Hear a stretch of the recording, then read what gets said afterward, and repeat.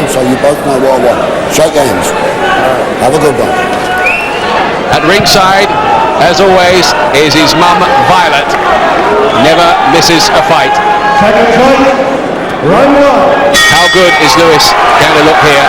He's expected to get this job done in comprehensive fashion. And you can see, just looking at them, what a massive advantage he has in terms of sheer physical presence. Lennox Lewis, the former world heavyweight champion, Britain's only world heavyweight champion this century. Yes, he looked very keyed up coming in the ring, and if he is, I wouldn't expect this to last very long. Fortune trying to get in range. It almost looks like a middleweight taking on a heavyweight out there, doesn't it? In fact, Fortune comes in here at just under 15.5 stone. Fortune's got to make his size work for him, which he can do by keeping very low, keeping on the move, keeping well out of the range of them long punches. It's a long way to punch down for Lennox. Talked to Dean Powell, who used to train Fortune in his brief spell in Britain. He said he's dangerous with the left hook. And one problem that Lewis does have with his gloves low is sometimes he can be a little bit vulnerable to that.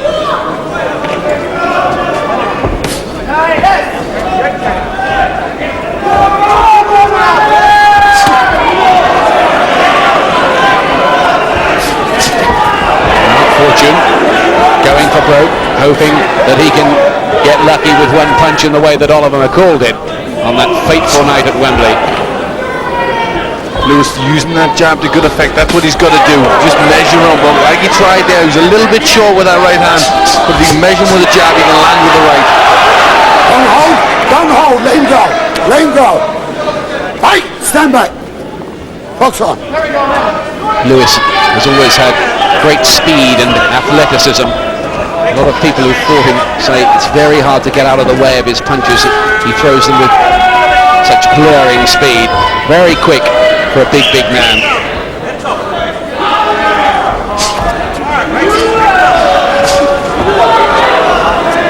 Good lateral movement around the ropes by Lewis, just poking out the jab from time to time.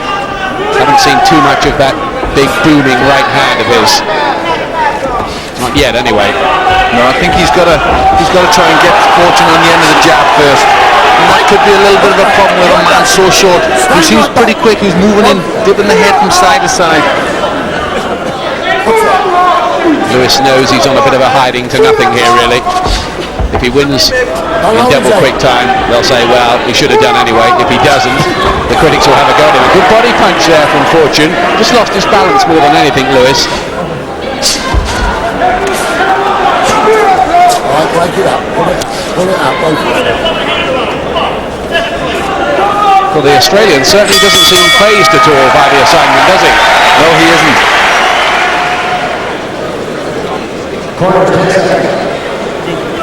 A big change in the corner. There he is, Emmanuel Stewart, the man responsible for Tommy the Hitman Hearns and Frank Maloney. Always looks a bag of nerves during the fight. Of course, Lewis is a huge investment for him, right apart from anything else. Second round here, Lewis in the white trunks. Fortune is obviously coming here with plenty of ambition, but he's got everything to gain and not much to lose. That's right, and that's always a good way to be. Lennox is the one with all the pressure. Fortune even managed to beat Lennox to the jab there. So he's pretty quick at getting in. Nick under the right eye of Fortune. Nothing more than that at the moment.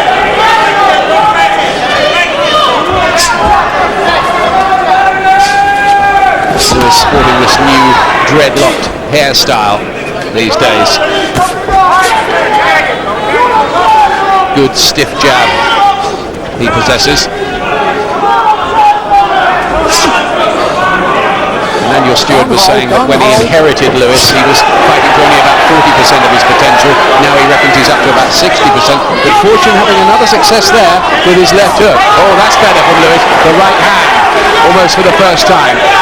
Yes, that's what he needs to get. He needs to get the measure, Lewis. And he can do it with the left jab, and then that right hand will come into play. just stung into a bit of action, Lewis. It was about time he upped the gear.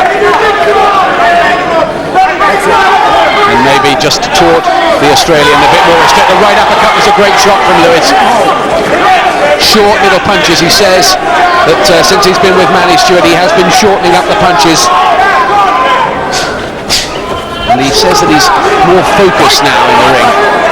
He tend to go through sleepy patches in his fights, didn't he?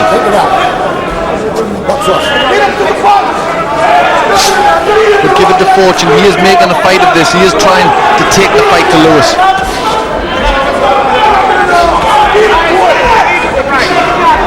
Lewis used the uppercut well. And that's a shot he's got to use with a small man. That cut a bit worse by the right eye of Fortune. He's caught again. Lewis is starting to have significantly more success in terms of getting through with his own punches now.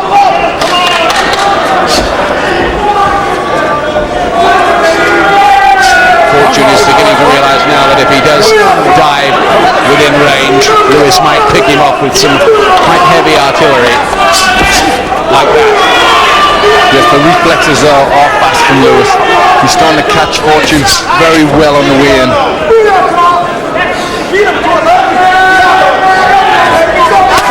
Oh, damaging looking right to the body from Lewis. He's paid such a heavy price for his lapse of concentration on the night he lost the title.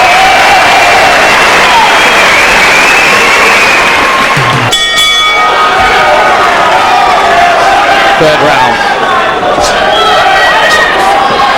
Second a good one for Lewis, slipping into gear. Starting to look marked up around the face, the Australian Justin Fortune, who these days is resident in Hollywood, which has been making the headlines for one or two other reasons, as you might have read this week.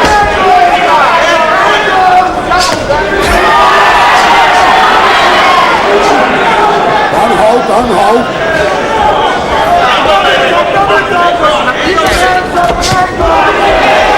Lewis has to be careful that Fortune doesn't hit the jackpot with one of those left hooks that he's throwing with quite a bit of abandon. He just sunk in a nice body shot, Lewis there.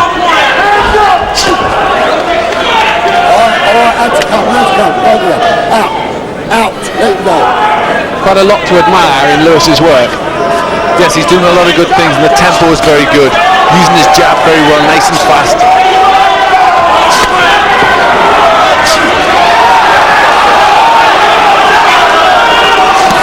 To give credit to Fortune, he's putting up a really spirited performance here against some pretty insurmountable odds in terms of sheer size. Yes, he's like a little terrier in there trying to get to Lewis. It's the typical Aussie spirit, isn't it? They're not the kind to just lie down. Pull out, folks. Pull out.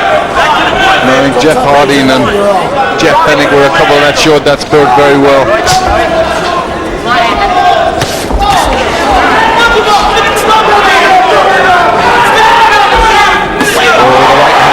Those shots. Good hand speed as well from Lewis. A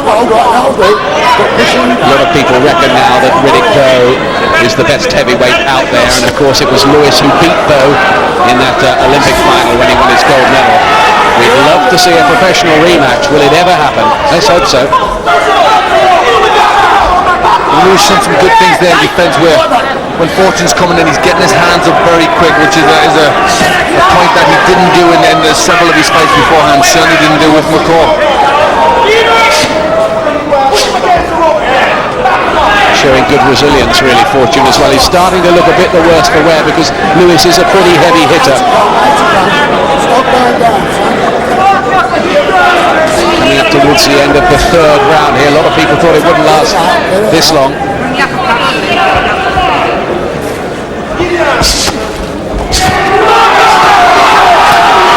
Right hand counter from Lewis. He covered up well. He took those punches from Fortune on the gloves. Yes, he's covering up well and come back with good counters. Good round for Lewis. see he's just getting his range there. Doubles up the left jab and the right hand. Very good. And you wonder how much more punches like that can Fortune take. They must be punishing. Fourth round, they look happy enough in that corner. Manny Stewart, the new trainer, has been really very, very heavy in his praise of Lewis. He says that not even a Tyson or a Bowe would live with the new Lennox Lewis for 8 or 10 rounds. So far, Fortune, though, has managed into the fourth. Lewis here, maybe he's been told by the corner to go out and get the job done now. Oh, right uppercut was a great shot. Fortune took it well and came back with a terrific left hook of his own. He certainly did. He said he hadn't come here to lie down, and he's proved that already. He's took some tremendous shots from Lewis. Stand back, right back, both of you. Showed amazing durability there because Lewis really hit him with a peach of a right uppercut. Put your head.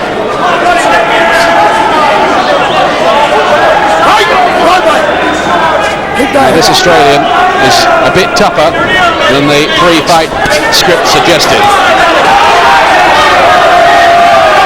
Them jabs are landing very, very solidly. You wonder how much more he can take.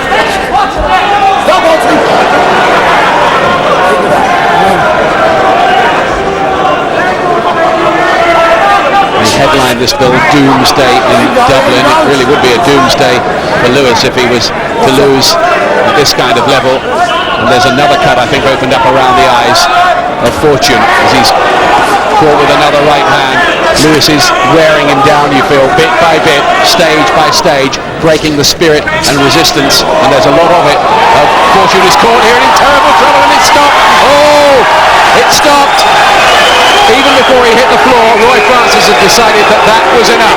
In round 4, a series of punches, a cluster, classy uppercuts, and Lennox Lewis, I think, looked for business there. He certainly did. He looked very fast. That was a tremendous finish. 3 right uppercuts, all rocked the head of Fortune back. I think the referee did the right thing calling it off there. They were very hurtful punches. Well, they quickly got the shades on for Lennox Lewis, and I don't think Fortune quite knew what hit him in that dazzling finale that Lewis produced to finish the argument just as the corner had demanded in the 4th round. Here's how he did it. Yes, the perfect shot from a man of that size. And watch 3 of them, really winds him up, and he goes over with the last one. They were very good punches. He does look to be improving and gaining in confidence as well. I think now he really has got the McCall defeat out of his system. It's good policy, isn't it, to keep him busy? It certainly is. He's got to keep going against a variety of opponents, and he did everything well. There were some good things that I saw. I like the way when Fortune, who was dangerous, came forward. He got his hands up well. Lewis, he used the jab very quickly, and he showed some very good points there. Well, Lennox, as you said at the top of the show, he hadn't come halfway around the world to sit down, had he? He was game. No, it was very game. He threw some good punches, and I hit him with some tremendous shots. It was surprising that he didn't go down, but I knew the uppercuts would get to him. The size, with his size, he was awkward. Once you sort of sussed him out, you fell into your game plan, didn't you? Definitely, I was a bit cautious the first round, but the man, you told me to step it up, so I did. Did he hurt you at all with some of them shots? No, he actually caught me in the first round with a good shot, and that kind of woke me up, so I started battling my punches. If you have a look over your right shoulder, we show you the finish. Just talk us through it. These uppercuts were tremendous. Yeah, definitely. I seen every time he got hurt, I would just throw the uppercut, and he was really open for the uppercut. So I was trying to launch into some uppercuts. But like I said, he was pretty tough. I was just about going to come out with a left hook, and the referee said stop. He was trying to win a lot of punches in there, but I figured I'd just step aside and throw the uppercut. Yeah, definitely. Yeah, I said to the referee, he did a good job. I didn't want to get him too hurt in there. Yeah, they booed the stoppage, but that's fair. I mean, you got to stop a guy like that from getting hurt bad. Definitely. A guy that has a big heart, they always get hurt, so I didn't want to hurt him too bad.